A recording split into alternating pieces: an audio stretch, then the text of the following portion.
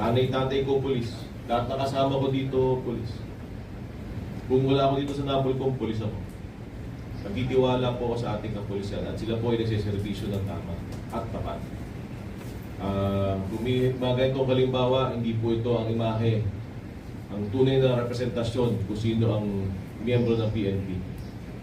So, ito po, exception to the rule. Pero maaari po kayong magtiwala sa ating kapulisan. Because I do trust them. Sa lahat ng kapulisan, huwag niyong layain itong taong to. Alam niyo na ba't natin ginagawa to? Para rin ho sa inyo to. Ilinisin ho natin ang hanay natin para proud ho tayo magsuot ng uniforme na lahat ho tayo ay maayos, malinis, nagsiservisyo na mabilis, tapat at nararamdaman. Kailangan po natin gawin ito. At gagawin ho natin ito hanggang maubos silang lahat. Sa lahat na kasama natin sa Napolcom, maraming salamat sa serbisyo tulong ninyo. At to everyone here, maraming salamat.